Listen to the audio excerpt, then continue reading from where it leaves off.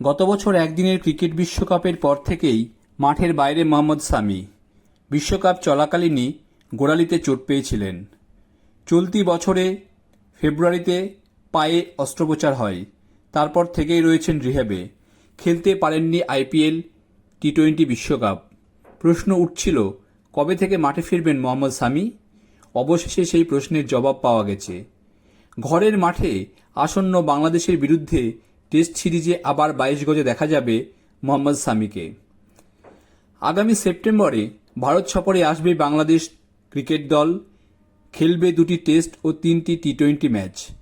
19 September চেন্নাইয়ে প্রথম test দিয়ে সিরিজ শুরু।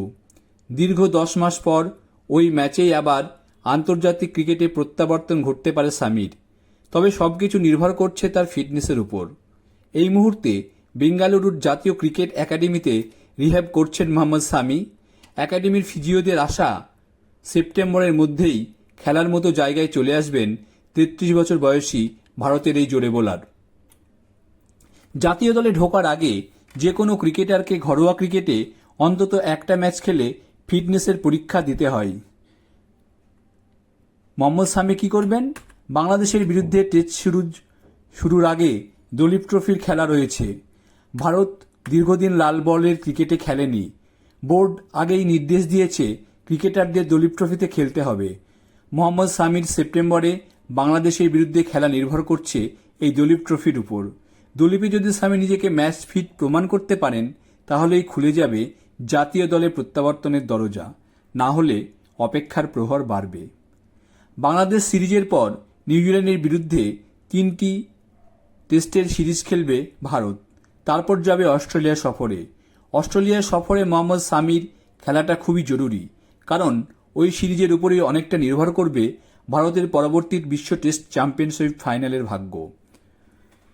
নিউজিল্যান্ডের বিরুদ্ধে টেস্ট সিরিজে যদি সামি মাঠে নামতে না পারেন তাহলে একেবারে রঞ্জিতে বাংলার হয়ে মাঠে নামবেন। সম্প্রতি কলকাতায় এসে বাংলার হয়ে 2-1টা ম্যাচ খেলার কথাও বলে গেছেন সামি। एक ही चीज़ बोलना चाहूँगा कि लाइफ में अगर क्रिकेट हो या फुटबॉल हो, बंगाल के अंदर अगर नाम आते हैं तो ईस्ट बंगाल, मोहन बगान, ये 3-4 नाम जब मैं भी आया था तब भी मैंने सुने थे।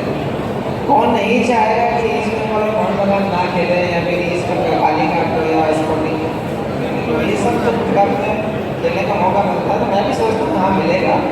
बहुत टाइम से नहीं खेला क्लब लीग, लेकिन अगर आज भी मौका मिला तो जाने से झिझकूंगा नहीं, जाऊंगा, खेलूंगा बच्चों के साथ। और बस फर्स्ट प्रायोरिटी यही है कि जितना हो सके कंट्री के लिए कर सके, उसके बाद तो इसी मिट्टी पे आएंगे। क्या करता है हमेशा से ऐसे करता है ये सब चीज़ की। आज सबसे पहले तो मैं आपको पहले का जवाब देना चाहता हूँ कि जो बंगाल ने पहचान दी, जो बंगाल ने जो अपनाया और बंगाल के लिए खेलने के बाद और जो ये नाम बना है उसके लिए हैंड्स ऑफ कि आप लोगों ने विश्व यहाँ पे थे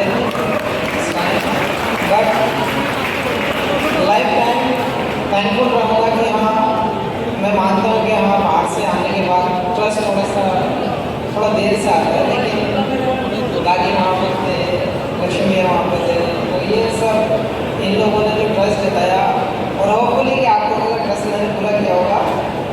तो बस कोशिश यही कर जा रहा हूँ कि बंगाल का नाम जितना कर सकूँ, अपने स्टेट का नाम जितना कर सकूँ, मेरे लिए काम होगा और गर्व से